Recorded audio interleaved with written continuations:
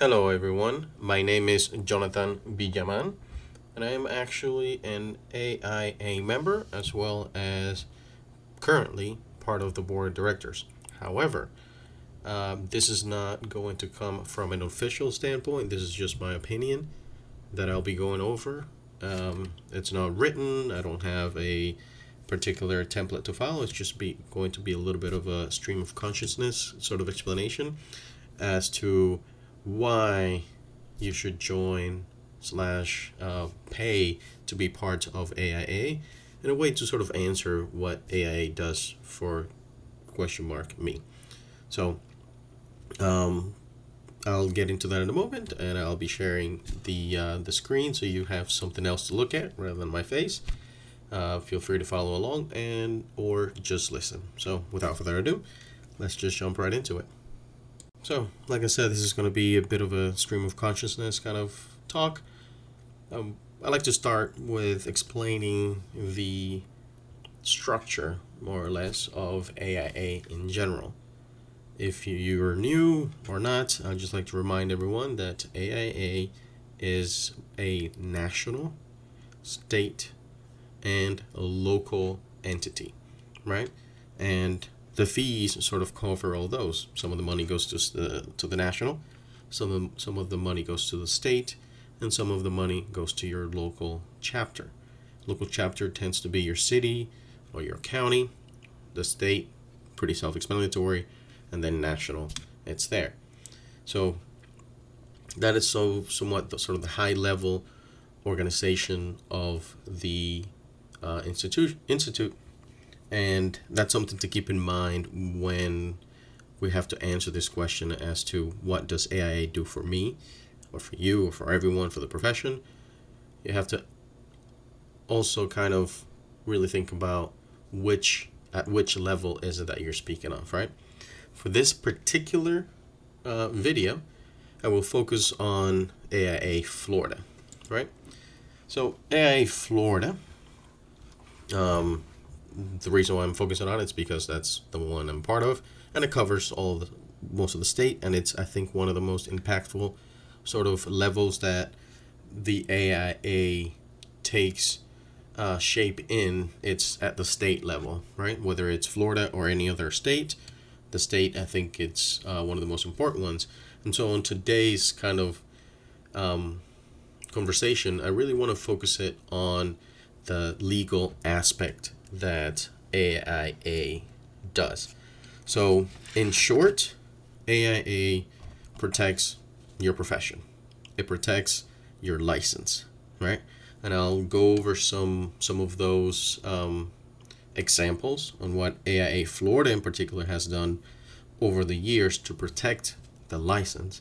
Because something that we have to remember is that, you know, as strange as it may sound, the legality of architecture can be taken away, right? The state gives us architects, right? Legislators gives us architects the right to practice architecture, and therefore they also reserve the right / the power to always remove that or remove the limit on who gets to practice architecture, right? It's very complicated. Of course, there's politics that goes into it. There's societal stuff. But at the end of the day, legislators tend to get to decide how we practice architecture and if we practice architecture as the way we see it today. So the biggest thing, the way that I see it, is that we pay a certain fee to make sure that we hold those volunteers.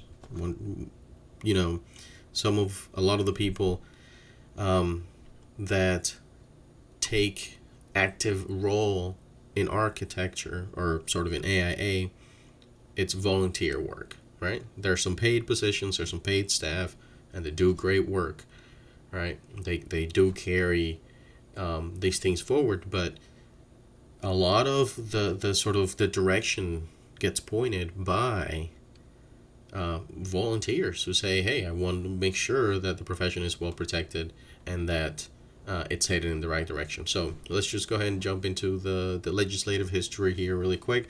There's some points that I want to kind of go over and hit at really quick without taking too much of your time. So we can start, you can see here, this goes back way to 1971, even before I was even thinking about being born. But so that was one of the first sort of legislative things that that AIA Florida in particular made some influence. However, we jump quite a few years after that for the next thing. But like I said, one of the few things, some key things that I think affect most of the practitioners, and most of the people who have this question as to what AIA does for me at the state level. Once again, it protects your profession. In particular, on this one, it reduced the statute of repose for architects from 15 years to 10 years. That means if something goes bad with a particular project, after 10 years, you are no longer liable. Now, there's going to be some of other initiatives that AIA Florida pushed for later on that kind of goes back to the state of repose, and I'll get on that later as we keep going through this list. The next one is in 2009. In 2009, it says here that it negotiated a settlement between interior designers and commercial kitchen manufacturers to ensure neither inadvertently practices architecture in commercial kitchen design. So this is one of those initiatives and activities that AIA has taken part in legislature to make sure it defines sort of the boundaries of construction-related professions. So when we go to 2010, right, it once again protected the profession, right, by attempting to pass legislation preventing clients from circumventing previously negotiated contracts and suing design professionals and employees both personally and individually for economic damages. Though this was successful in passing a comprehensive bill, Governor Christ vetoed the measure. So even though it was successful at one point, it never became into law. But nonetheless, that's another way that AIA fight for us on a legal and legislative front. In 2011, it fought and defeated legislation to allow price negotiations early in Florida's qualification-based selection process. All right. As well as the big one here is that it successfully removed architects from a list of professions targeted for deregulation. Right? So, again, AIA Florida protected the right for architects to continue to practice. As weird as it may sound, as unlikely it may sound to people, it is possible for legislators to essentially nullify or deem worthless the seal or the architecture profession, essentially. Then we jump a few years to 2015 when, and of course, as a reminder, this is my interpretation. Once again, this is not coming from a standard AIA or sort of official AIA interpretation, but my interpretation of what happened in 2015 is that it once again made sure that proof was on the claimant's burden. So if you got sued for a particular thing that happened wrong on an equipment, it made the proof fall under the claimant rather than you, the architect, proving that you did everything right, but rather make sure that the claimant, the person who's suing the architect, shows that they did everything right throughout the years as far as maintenance, and that if something did go wrong, it wasn't because of lack of maintenance. In 2017, it sort of defined in the statute what the start of the clock is.